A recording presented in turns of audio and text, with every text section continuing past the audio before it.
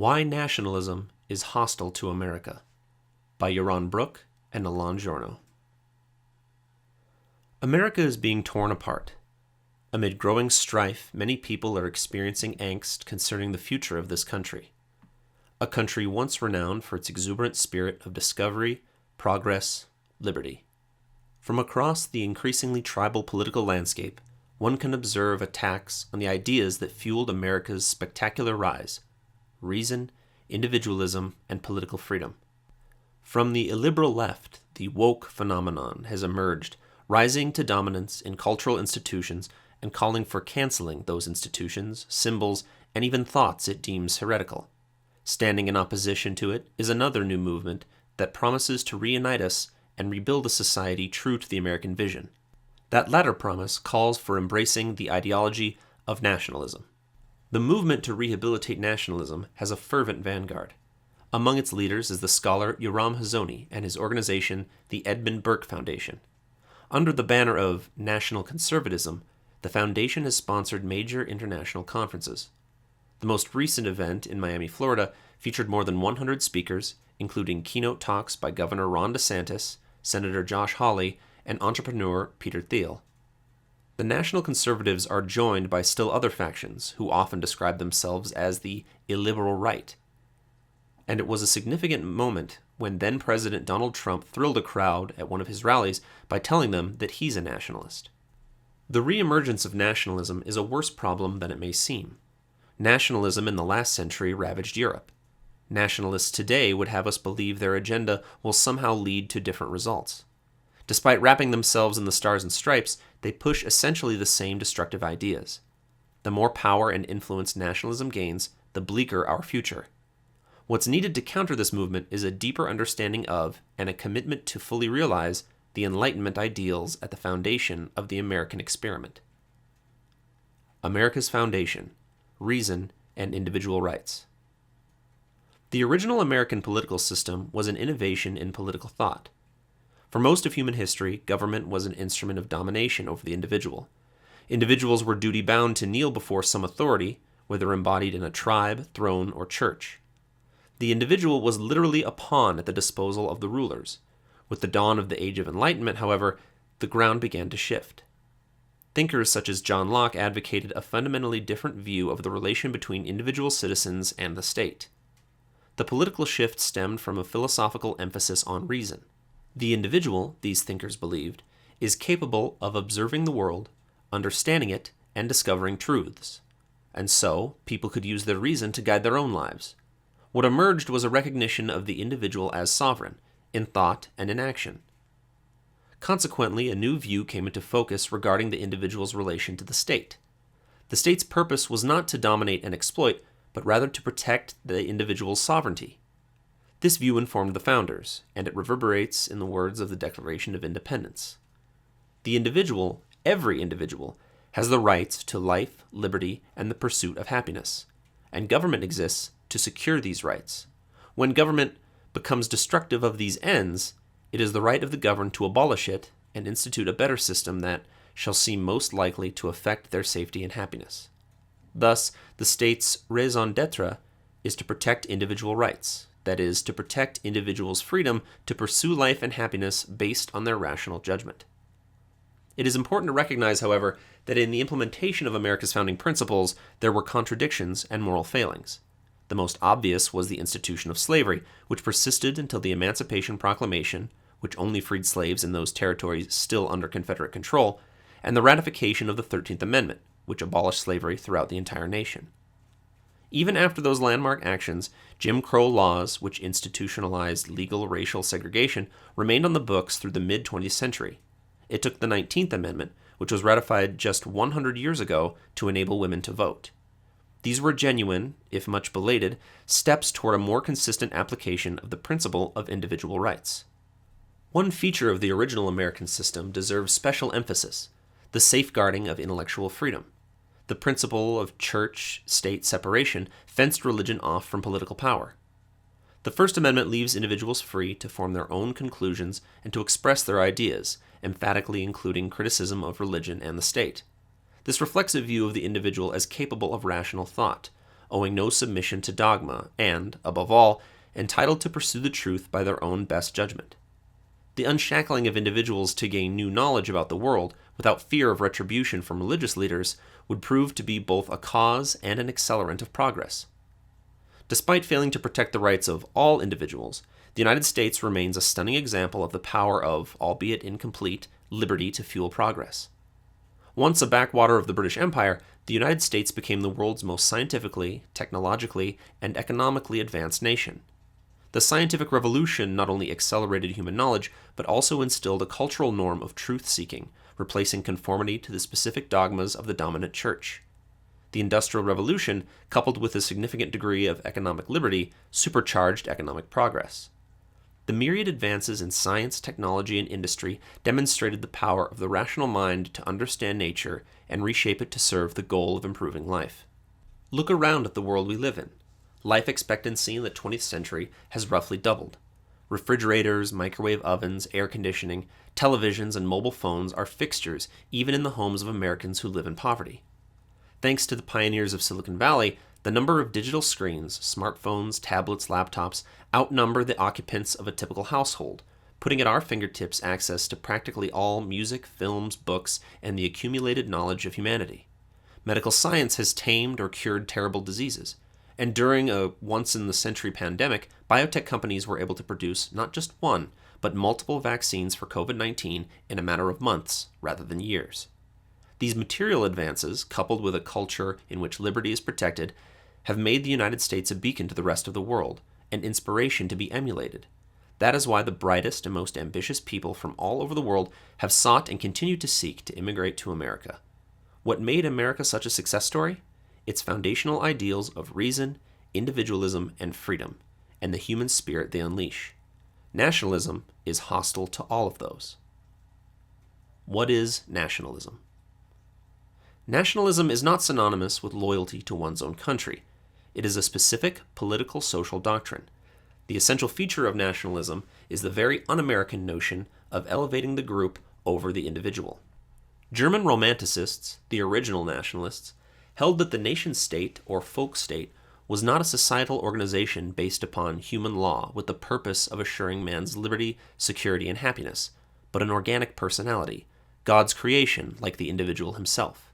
The German philosopher Georg Friedrich Hegel, a major influence on both nationalism and Marxism, did not see the state as an association of individuals, but rather as a kind person transcending and subsuming them. Quote, "A single person is something subordinate," Hegel wrote, "and as such he must dedicate himself to the ethical whole. Hence, if the state claims life, the individual must surrender it." End quote.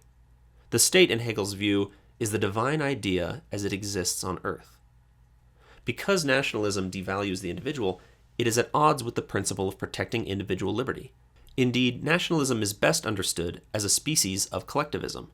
Fundamentally, writes the philosopher Leonard Peikoff, collectivism, quote, "holds that in human affairs, the collective, society, the community, the nation, the proletariat, the race, etc., is the unit of reality and the standard of value. On this view, the individual has reality only as part of the group, and value only insofar as it serves it." End quote. It is predicated, observed Ayn Rand, quote, "on the view of man as a congenital incompetent, a helpless, mindless creature who must be fooled and ruled by a special elite with some unspecified claim to superior wisdom and a lust for power." End quote. Nationalism is thus a cousin of tribalism. Both define membership based on accidental or unchosen characteristics, place of birth, race, ancestry, language. Both demand unthinking loyalty, obedience, and self-sacrifice, one to the nation, the other to the race, family, clan, tribe. Nationalism, unlike tribalism, typically relies on some theoretical scaffolding, enabling today's advocates of nationalism to pass off their ideology as civilized. But nationalism, like tribalism, has a bloody legacy. With its stress on race, language, and ascriptive group identity, nationalism is primed for in-group supremacism and out-group conflict. In Germany, the Nationalist Socialist Party built a totalitarian state, in keeping with the idea that the individual citizen is but a cell in the organic nation. It was essential, in Hitler's words, that the individual should, quote, realize that his own ego is unimportant when compared with the existence of the whole people, and that therefore the position of this single ego is exclusively determined by the interests of the people as a whole. Above all, he must realize that the freedom of the mind and will of a nation are to be valued more highly than the individual's freedom of mind and will." End quote. When German citizens are merely fragments of the nation's mind and will, and when non-Aryans are dehumanized as vermin, it is left to the incarnation of the nation's will to restore the nation's glory, ensure its purity, and provide for its needs. Pan-Germanism, which predated the Nazis and influenced Hitler, had demanded above all a greater German Lebensraum, living space, overseas colonies, and a big navy. The Nazi regime infamously pursued Lebensraum. It exterminated human beings by the millions, and it fought to realize the dream of German domination. The 20th century was blighted with still more forms of nationalism. Japan's form of nationalism featured worship of a godlike emperor. Arab nationalism, infused with socialism and Islam, gained authoritarian power in Egypt and Syria, where it led to stagnation, the exploitation of the subject population, and regional wars. By the early 1970s, there were assorted nationalist movements making separatist demands, often using violent means, for instance in Canada, Quebec, Spain's Basque region, and the perpetually restive Balkans. The term balkanization entered the lexicon as a byword for the disintegration of Western societies into warring tribal and nationalist factions. Today, nationalism can be seen in Russian belligerence. It is a major part of Vladimir Putin's justification for invading Ukraine. In a long essay, Putin claims that Russia and Ukraine are essentially one nation. Ukraine, he contends, is an artificial creation, which must be reunited with Russia, regardless of the cost in individual lives. Nationalism is a repudiation of the sovereign individual, the ideal central to a free society. Whatever semblance of credibility nationalism may have had in the last century, it lost that on Europe's corpse-strewn battlefields and in the gas chambers. Today, at the forefront of the campaign to revive nationalism are the self-described national conservatives. What reason, if any, is there to believe that their ideas will lead to a different outcome? National conservatism's anti-Enlightenment crusade. Distancing themselves from nationalism's blood-soaked legacy, those who call themselves national conservatives would have us believe that their ideology is pro-liberty, that it is in fact the path to restoring the American vision. But as with the nationalism of the last century, their vision is hostile to reason, individualism, and liberty. National conservatism fundamentally devalues the individual's rational mind, and consequently, it repudiates the principle of individual rights. In his book, The Virtue of Nationalism, Hazony argues that, contrary to the evidence, human reason is incapable of arriving at universal truths. He writes that, quote, "No human being and no group of human beings possesses the necessary powers of reason and the necessary knowledge to dictate the political constitution that is appropriate for all mankind." End quote. Therefore, he believes, it is wrong to regard the principle of individual rights as a universal truth. Instead, he downgrades it to a cultural inheritance of certain tribes and nations. And as we'll see, despite pro-liberty rhetoric, this view empties the principle of individual rights of all meaning. National conservatism is tribalism with a theoretical fig leaf. If you unpack Hazony's idea of the national state, inside, like nesting Russian Matryoshka puzzle dolls, you find tribes. Unpack tribes, and you find clans and families. Unpack families, and yes, there is a reluctant concession that families consist of individuals, but the basic unit of value is really the family tribe. Binding the collective together are a common language, and history, and the self-recognition as a community. To be part of this collective is to owe your devotion to its collective self-determination. This implies divining the collective's will by some means transcending our senses and reasoning minds. Here, as with 20th century varieties of nationalism, the nation's need takes precedence over the lives and judgment of individuals. National conservatism repudiates the Enlightenment's focus on individual sovereignty. Yoram Hazony, in a keynote at a nationalist conference, announced that, quote, "We declare independence from neoliberalism, from libertarianism, from what they call classical liberalism. You can give it any name you want, but that set of ideas that sees the atomic individual, the free and equal individual, as central to political thought." End quote. Will the national conservative state protect your individual rights? To have even a semblance of freedom, in this view, you have to live in a tribe or nation where that is a cultural inheritance. Tough luck if you're born where honor killings and female genital mutilation are accepted cultural inheritances. Whatever degree of freedom you may be afforded is not a matter of your moral right, but rather a permission granted by the collective, and hence a permission that it may withdraw. Essentially, your life and freedom actually belong to the nation. To echo Hegel, your life is something subordinate, and if the collective claims life, the individual must surrender it. National conservatism seeks not to safeguard individual liberty, but to exert authoritarian control. You can see this in a 10-point manifesto that Hazony co-authored, National Conservatism, A Statement of Principles, which bears the signatures of a long list of writers, political figures, and activists.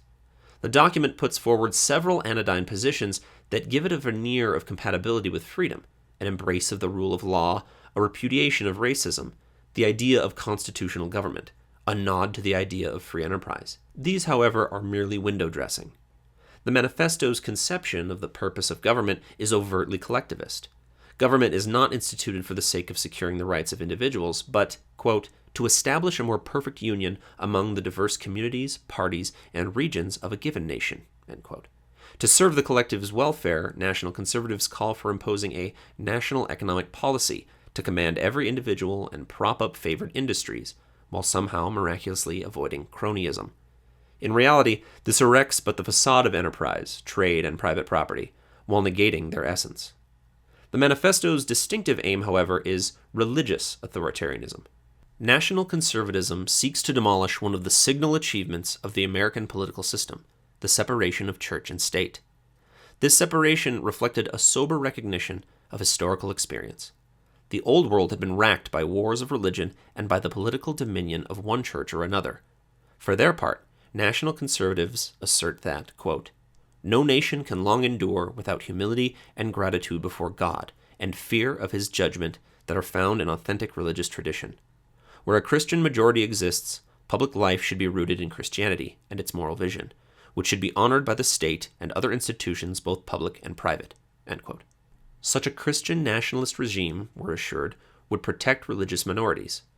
Notice, however, the statement's glib evisceration of the First Amendment's protection of intellectual freedom. The National Conservative Manifesto simply states adult individuals should be protected from religious or ideological coercion in their private lives and in their homes, emphasis added. To say that freethinkers, dissidents, or atheists, for instance, should be protected in their private lives and in their homes is not to say that they have a right to freedom of thought and speech. That would necessarily include the right to voice and write and publish your ideas. A protection that extends only to your private life and home conflicts with that. It implies that you cannot hire a lecture hall, run a blog, publish books, release videos, exhibit artwork, or run advertisements to express your views. And why exclude children from such protection? Presumably, national conservatives are only too eager to see children in state schools indoctrinated in the state's dogmas, Christian dogmas here in the U.S. Moreover, whatever this protection looks like, it is conditional. The nation's collective self-determination takes precedence, overriding any permission granted to individuals. It is hardly an original tactic to promise people a vague freedom that the government can later revoke once it has seized sufficient political power and no longer feels obliged to put on a friendly mask. The authoritarianism latent in national conservatism can be seen elsewhere in the Statement of Principles. In keeping with the goal of marrying church and state, the government's purpose is not only to bring criminals to justice. Its mission also encompasses the imposition of religiously rooted morality in areas, quote, in which lawlessness, immorality, and dissolution reign. National government must intervene energetically to restore order, end quote. And how exactly does a government's energetic intervention against immorality and dissolution square with protecting individuals from religious or ideological coercion? Further evidence of the religious authoritarian agenda is contained in the document's alarm at radical forms of sexual license and experimentation, and the notion that government must foster stable family and congregational life and child raising as priorities of the highest order. These goals, policing sexual behavior, promoting traditional family values, encouraging childbearing, are shared by Islamist regimes such as Iran and Saudi Arabia, and especially the self-styled Christian regimes of Vladimir Putin and Hungary's Viktor Orban. Fittingly, Orban was an honored guest at one of the National Conservatism's conferences. There is a deep kinship between these authoritarian regimes and national conservatism. Notice also the points of commonality between national conservatism and a political vision that came to power in the last century. Quote, "This outlook is a religious one, in which man is viewed in his permanent relation to a higher law, endowed with an objective will transcending the individual and raising him to conscious membership of a spiritual society. Being anti-individualistic, it recognizes the individual only insofar as his interests coincide with those of the state. Outside of it, no human or spiritual values may exist, much less have any value. To achieve this purpose, it enforces discipline and makes use of authority, entering into the mind and ruling with undisputed sway." End quote. The similarities are marked. Religion as a political foundation, subjugating the sovereign individual to the nation, authoritarian control. These are the words of a political figure who elevated the nation above the individual, who allowed the facade of enterprise, trade, and private property while negating their essence, and who built a militant dictatorship. That this statement from Benito Mussolini resonates with the political vision of national conservatism should be disturbing.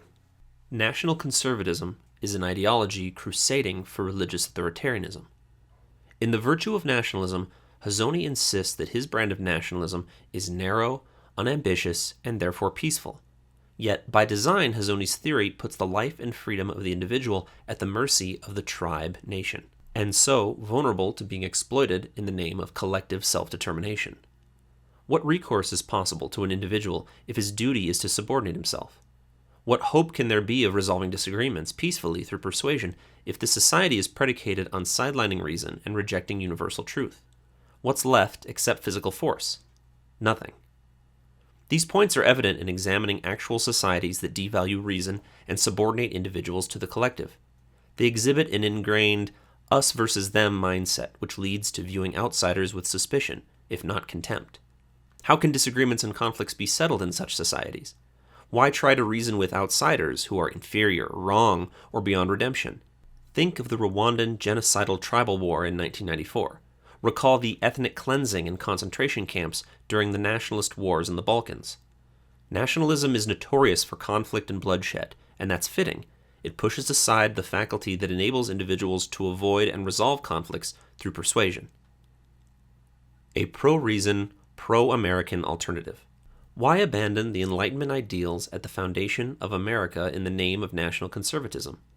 Because, we're told, today's cultural disintegration and the woke phenomenon are products of consistently practicing reason, individualism, liberty, and their political economic expression, capitalism. Supposedly, reason ends in alienation, individualism ends in nihilism, capitalism ends in unemployment, poverty, despair, and misery. In their place, national conservatives offer religious collectivism as a cure. Yet this is a fraud. Reason is our means of understanding the world, ourselves, and others. It is our way of taking control of our lives, earning self-esteem, bonding with friends and lovers, resolving conflicts, and creating lives of meaning. Nihilism and alienation are products not of reason, but of rejecting it in the name of faith and other forms of irrationality, a prevailing cultural trend. Moreover, it is not individualism, but the focus on group identity and tribalism that dominate our culture. It is not capitalism, but the betrayal of political and economic freedom that has been the theme of the past century. The economic upheavals and angst we're witnessing are products of our refusal to uphold liberty, the full separation of state and economics consistently. National conservatism is not a cure for our cultural ills, but part of what's ailing us. But there is a rational alternative. What's urgently needed today is a rethinking of the ideals of reason, individualism, and freedom, and a commitment to realize them fully, consistently, without compromise. In the 20th century, the foremost champion of these philosophic ideals was Ayn Rand. Rand's philosophy of objectivism takes reason, not faith, as the only means to knowledge. It teaches us to follow our best, most rational judgment, not treating feelings as tools of cognition. Individualism is the theme running through Rand's novels and thought. The hallmark of individualism is a fundamental orientation to facts and a commitment to grasping the truth first-handedly, rather than obedience to authority or unthinking social conformity. This thoroughgoing individualism implies a distinctive moral code. The moral purpose of an individual's life, Rand argues, is the achievement of his own happiness. Happiness cannot be achieved by the satisfaction of irrational whims. It entails using your mind's fullest power to identify, pursue, and achieve genuinely life-furthering values. And the objectivist ethics of rational egoism holds that human good does not require human sacrifices and cannot be achieved by the sacrifice of anyone to anyone. Politically, the government's proper function is not to subordinate the individual to some alleged greater good, the public interest, the community, the race, God's will, or the nation, but to protect his freedom to pursue his own path in life.